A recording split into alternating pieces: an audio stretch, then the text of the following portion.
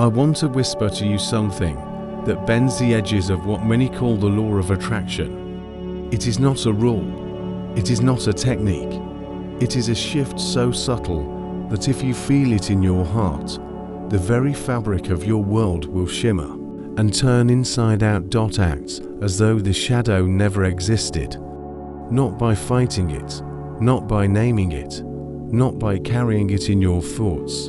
Move as though the problem is smoke in the wind, unreal, already dissolved. Yes, it may sound like a contradiction to what we've been told. Face your struggle, analyze it, work through it. But some whisperers of the deeper mysteries have always said otherwise. Ignore the outer storm. Turn away from the heavy evidence of the senses. This is not madness. It is the higher law of creation. When you cease to feed a shadow with your gaze, you cut the strings that keep it dancing before you. It fades, it loses breath, it dies of hunger, and in that stillness, something new, something radiant, awakens within you. Some of you will feel the soft click inside, like a hidden door opening. Others may resist, some may even reject it completely. But if you walk this path, if you step beyond the reflex to fix and instead rest in the reality already whole, your life will not remain the same. From the beginning, we were taught to worship the world we can touch. If something breaks, repair it. If something lacks, chase it. If something hurts, analyze it, repeat it, confess it endlessly.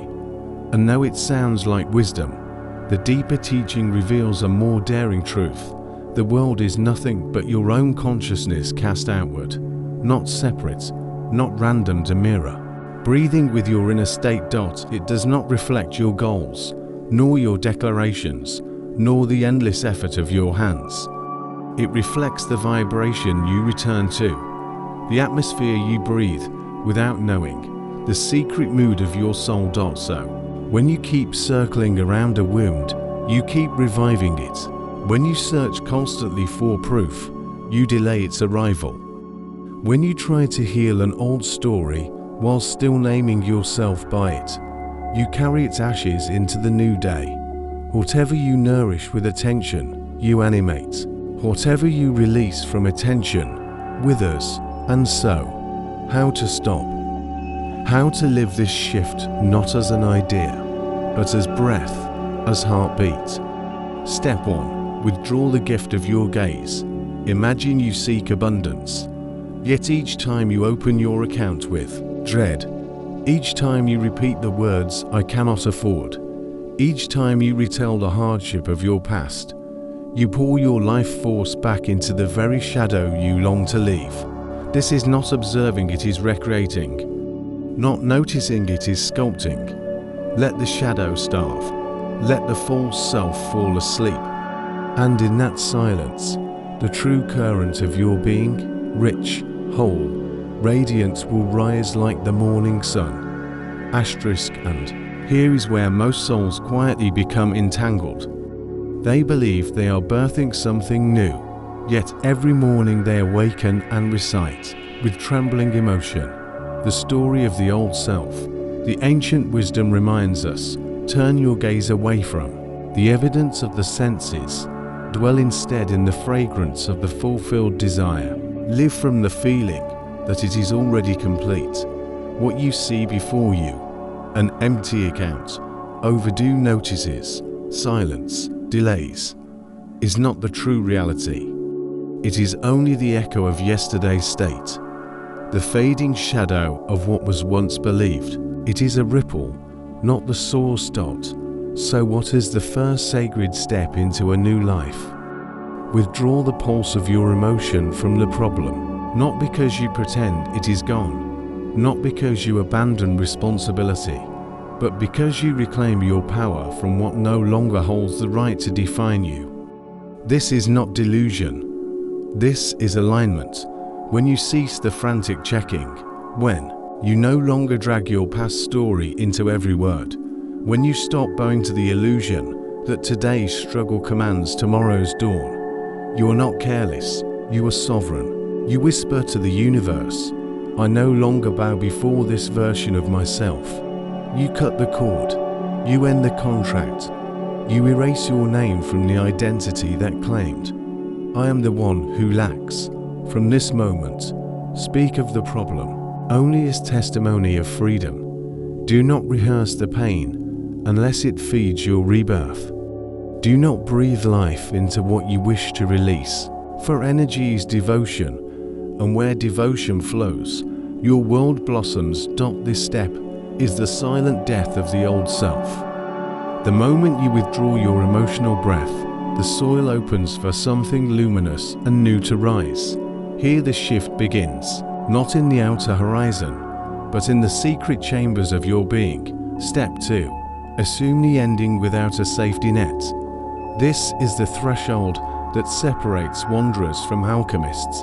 Many speak of living from the end, yet deep inside they keep one hand clinging to doubt. They dream of love, but still hunger for another's validation. They chant of abundance, yet check their balance with every hour's breath.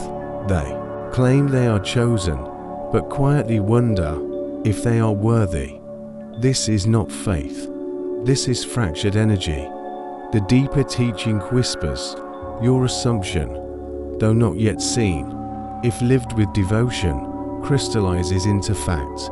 False does not mean unreal. It simply means not yet confirmed by the senses. So what is required?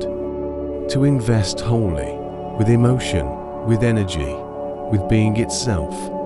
To stop forcing and start existing as if the story is already written, already.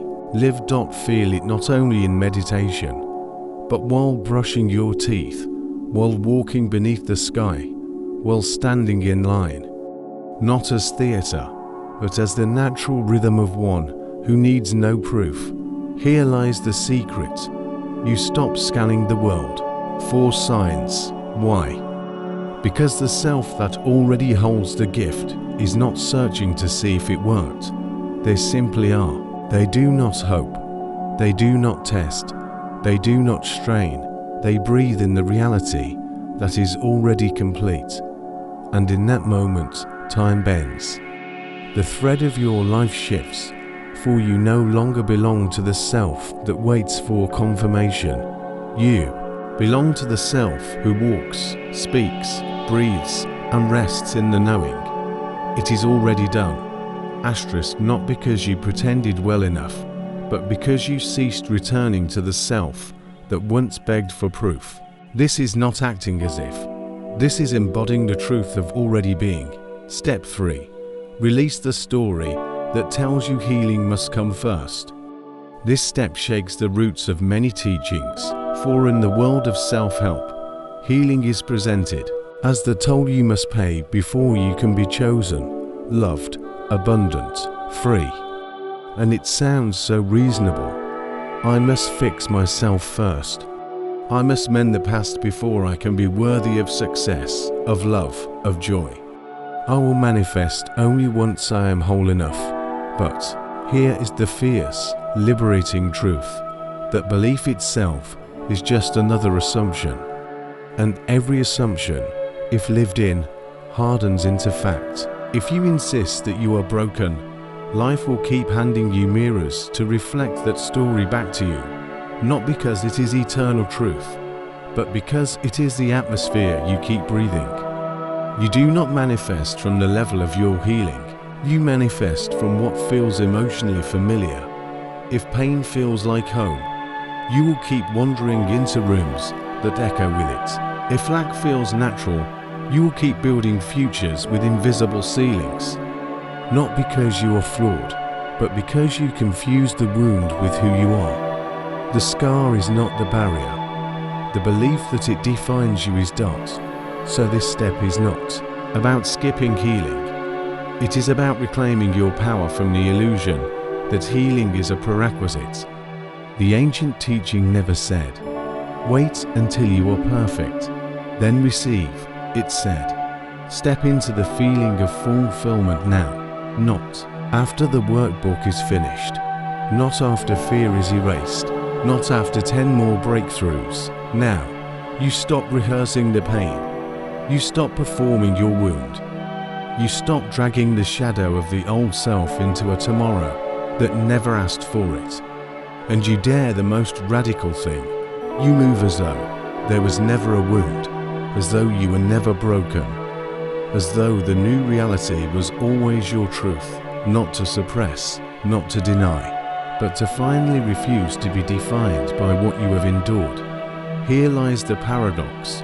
The moment you no longer need healing in order to feel worthy, you return to the self that was never in need of fixing.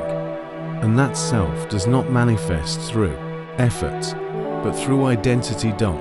When this becomes your foundation, your state, your dwelling place, reality does not just shift, it bends. So carry this with you. You do not overcome your reality by wrestling with it. You transcend it by refusing to bow to it, by living already in the state where the problem is irrelevant. And let this truth echo in your heart. I create my reality, not because you mended the old story, but because you stopped believing it. This is not ignorance, this is power. And this is how a master walks the earth, weaving worlds with nothing but state of being. Asterisk.